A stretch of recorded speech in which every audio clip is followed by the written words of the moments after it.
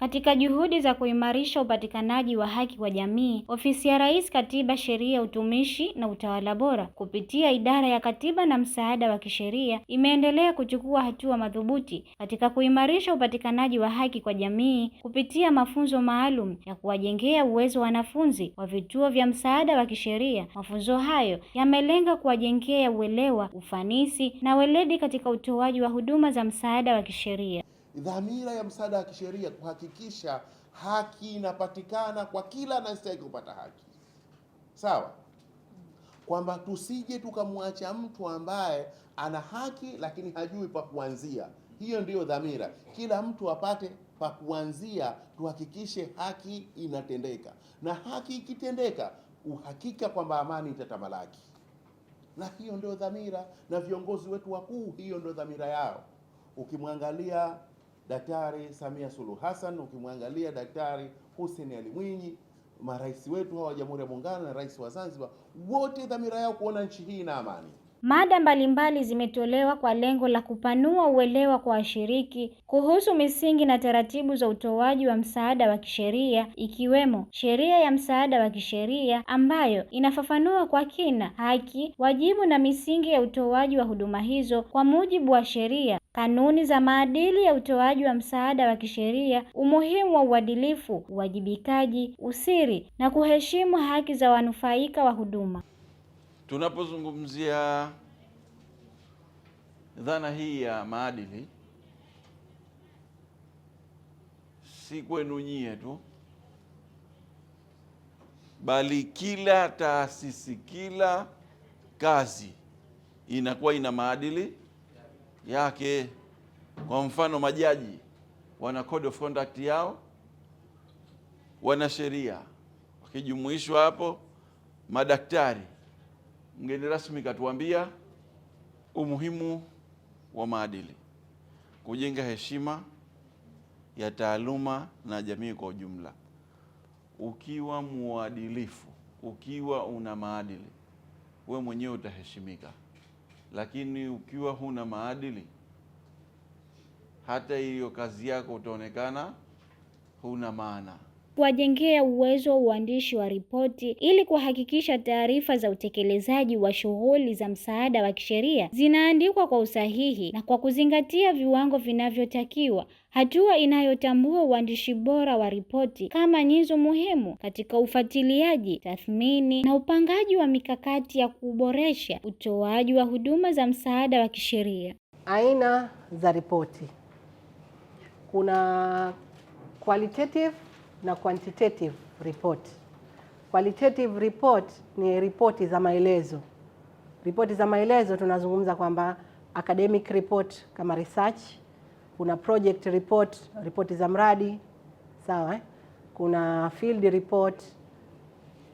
Kwa hiyo qualitative report ni ripoti za maelezo na ripoti zinaeleza mwendelezo wa kitu au mafanikio juu ya kitu fulani. Mafunzo hayo pia yamelenga kuwajengea washiriki uelewa katika kushughulikia changamoto zinazojitokeza wakati wanapotoa huduma za msaada wa kisheria, pamoja na kuzingatia misingi ya haki, usawa na utu wa binadamu. Kupitia mijadala na mawasilisho, washiriki wametakiwa kutambua nafasi yao katika kuimarisha mfumo wa haki sambamba na kusaidia jamii kupata haki kwa njia sahihi na endelevu.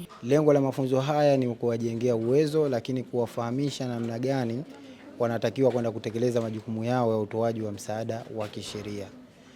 Ni utaratibu gani wanapaswa kuufanya wakati wa utoaji wa msaada wa kisheria, lakini vile vile na masuala mazima ya maadili kwa mtoaji wa huduma za msaada wa kisheria.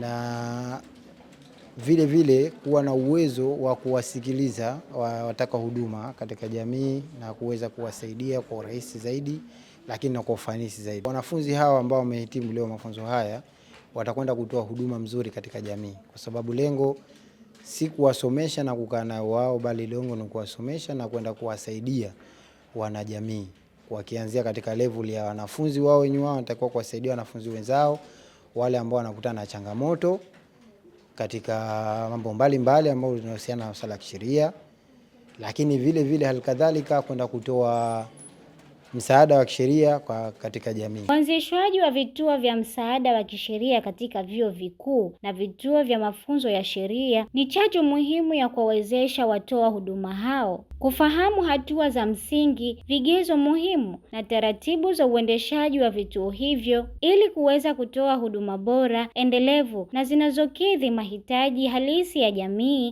Kwanza yamekuja kutujenga sisi wanafunzi ambao tupo katika hivi vituo. Wamekuja kutusomesha zile sheria muhimu za vituo vyetu ili tuweze kutekeleza majukumu yetu vile inavyotakiwa, na pia wakatuongezea jambo lingine la kama vile uandishi wa ripoti ili ituweze kutusaidia katika majukumu yetu.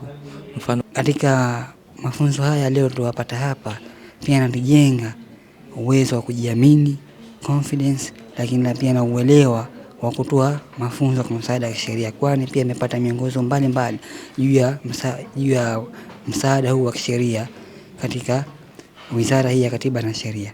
Na tunza zile siri ambazo tunapata kwa wale wanajamii, kwa sababu wanatuamini, ndio maana wanatuambia zile taarifa zao, wanatupa zile taarifa zao. Kwa hivyo tuzitunze na pia tuwasaidie, tuwape moyo na tuwaelekeze jinsi gani ya kupata haki zao, kwa sababu tunaangalia raia wengine hawana ule mwamko ambao wanahisi kama mimi nishafanywa hivi basi pengine ni mnyonge, kwa hiyo sina sehemu yoyote ya kuclaim na nikapata haki yangu. Nimejifunza mambo mengi ikiwemo kuwa mwaminifu katika kutekeleza majukumu na kuwapatia jamii mafunzo ya msaada wa kisheria pamoja na taaluma yanayohusiana na masuala ya kisheria.